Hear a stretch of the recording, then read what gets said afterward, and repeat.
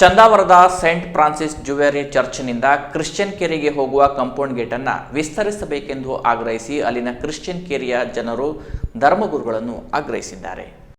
ಹೊನ್ನಾವರ ತಾಲೂಕಿನ ಚಂದಾವರದ Saint Francis Xavier ಚರ್ಚ್ನಿಂದ Christian ಕೇರಿಗೆ ಹೋಗುವ compound gate ಕಿರಿದಾಗಿದ್ದು, ಪ್ರತಿ ವರ್ಷ ಪೇಸ್ತ ಸಂದರ್ಭದಲ್ಲಿ ಕ್ರಿಶ್ಚಿಯನ್ ಕೇರಿಗೆ ಹೋಗಲು ಅಲ್ಲಿಯ ಸ್ಥಳೀಯ ಜನರಿಗೆ ತೊಂದರೆಯಾಗುತ್ತಿದೆ.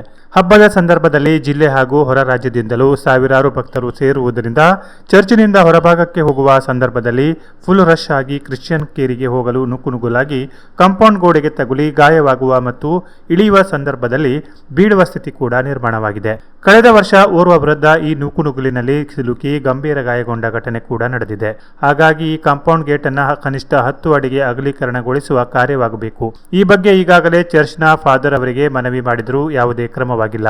ಹಾಗಾಗಿ ಚರ್ಚ್ನ ಧರ್ಮಗುರುಗಳು ಹಾಗೂ ಆಡಳಿತ ಸಮಿತಿ ಈ ಬಗ್ಗೆ ಸೂಕ್ತ ಕ್ರಮ ಕೈಗೊಳ್ಳುವ ಮೂಲಕ ಭಕ್ತರಿಗೆ ಹಾಗೂ ಅಲ್ಲಿನ ಜನರಿಗೆ ಓಡಾಡಲು ಅನುಕೂಲ ಮಾಡಿಕೊಡಬೇಕೆಂದು ಕ್ರಿಶ್ಚಿಯನ್ ಕೇರಿಯ ರುಜಾರ್ ವಾಜ್, ಜೇಮ್ಸ್ ಅಲ್ಮೇಡಾ, ಅಗ್ನೆಲ್ ಅಲ್ಮೇಡಾ, ಅಲೆಕ್ಸಾಂಡರ್ ಫರ್ನಾಂಡಿಸ್, ಎಲಿಜಾ ಫರ್ನಾಂಡಿಸ್, ರವಿ ಫರ್ನಾಂಡಿಸ್, ಮಾರಿಯಾ ಫರ್ನಾಂಡಿಸ್, ಪ್ರದೀಪ್ ಪಾಯಸ್, ಅಗ್ನೆಲ್ ಗೋನ್ಸಾಲಿಸ್ ಸೇರಿದಂತೆ ಪೇಸ್ತಿಗೆ ಬರುವ ಸಾವಿರಾರು ಭಕ್ತರ ಆಗ್ರಹವಾಗಿದೆ.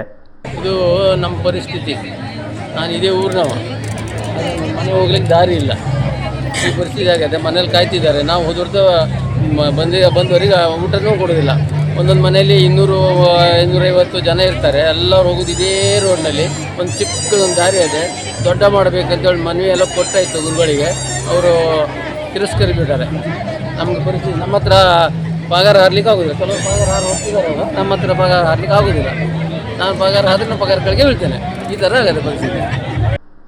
Canara plus news, Honnavar.